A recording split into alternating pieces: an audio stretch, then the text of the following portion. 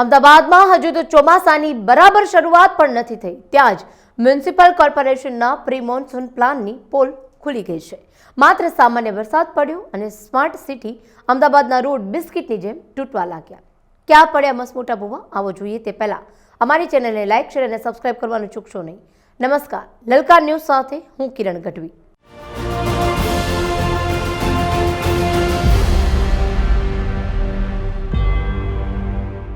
जी हाँ, वासणा जीवराज पार्क અને કાયમ ટ્રાફિકથી ધસમસતા પકવાન 4 રસ્તા પરથી ચોકમી અને મોટા મોટા ભૂવા પડી ગયા છે। આ એ જ રસ્તાઓ છે કે જેના પર રોજ લાખો અમદાવાદીઓ ટેક્સ ચૂકવીને પસાર થાય છે। દર વર્ષે કરોડો રૂપિયા રોડ પાછળ ખર્ચાય છે, તો પછી પહેલા જ વરસાદમાં સ્માર્ટ સિટીના ભૂવા નગરી કેમ બની જાય છે?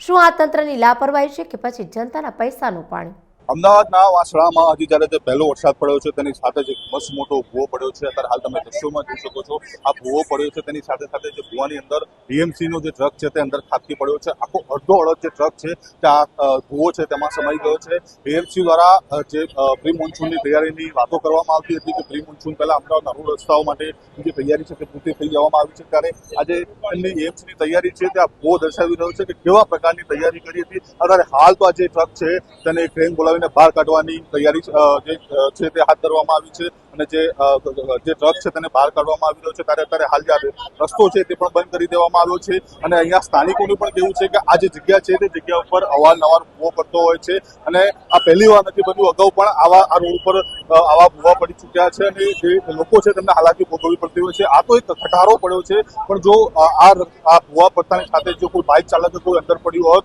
તો કેવી ઘટના સર્જાત તે એએમસી માટે જવાબદાર કોણ હોત તે હજી એએમસી મોટા સવાલો ઉભા કરી રહ્યા છે। તેની સાથે સાથે આપ જોઈ શકો છો કે જે આ ખટારો છે તેને અત્યારે હાલ બહાર કાઢવામાં આવી રહ્યો છે અને આવા અનેક સવાલો ઉભા કરી રહ્યા છે કે આ વિસ્તારના વિકાસ થયા એ પહેલા સુરેન્દ્ર કાકાને મેં વિનંતી કરી હતી એટલે 900ની લાઈન અવડાએ નાખી હતી।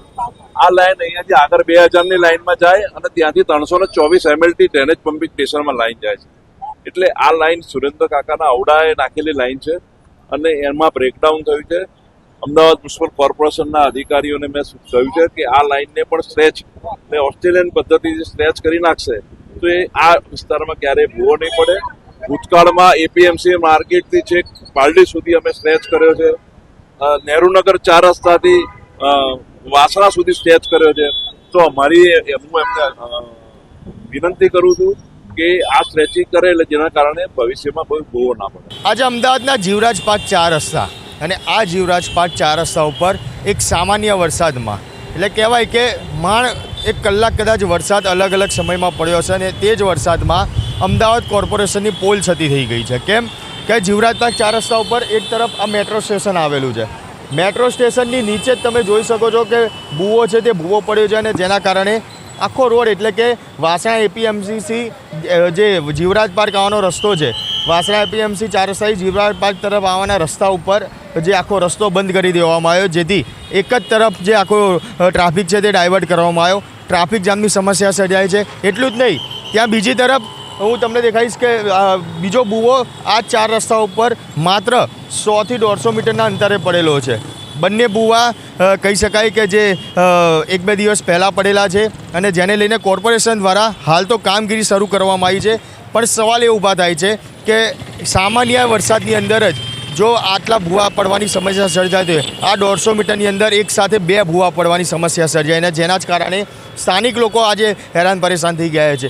એક તરફ જીવરાજ પાર્ક હોસ્પિટલ જવાનો રસ્તો છે, બીજી તરફ જે બિલ્ડિંગ તમે જોઈ શકો છો, આ કોમ્પ્લેક્સ છે એક કોર્નર ઉપર આવેલું છે।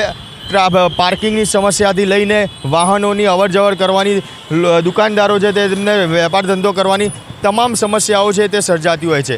તેમ છતાં કોર્પોરેશનના પેટનું પાણી નથી હલતું।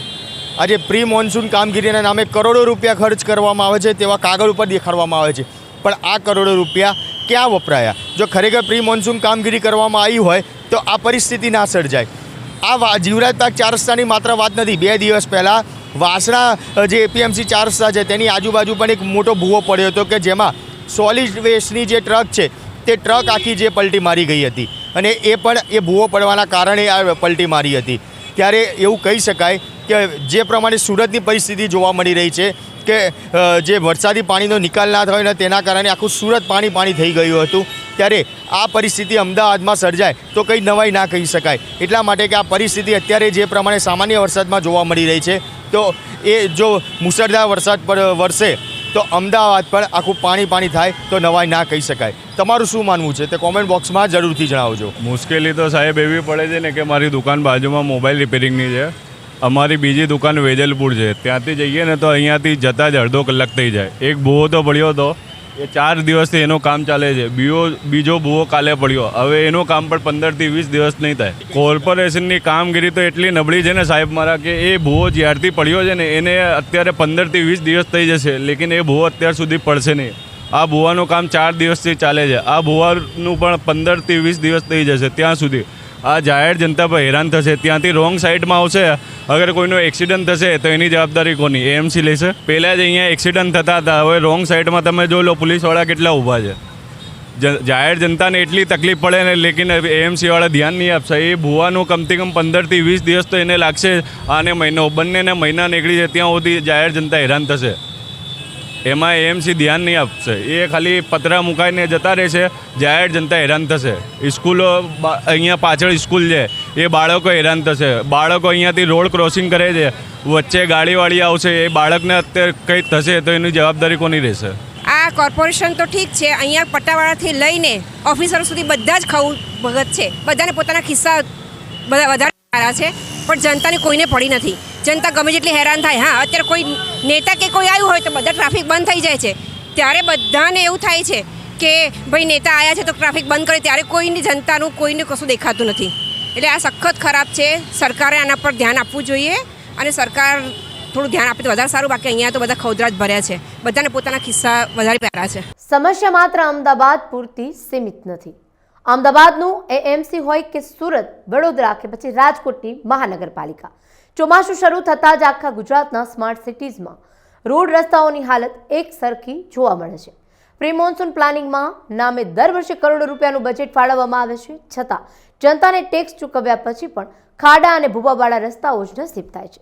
શું આ નબળી ગુણવત્તા પાછળ કોઈ જવાબદારી નક્કી થશે ખરી? આપના પોતાના પ્લેટફોર્મ લલકારને લાઈક કરો, ફોલો કરો, સબસ્ક્રાઇબ કરો અને શેર કરો.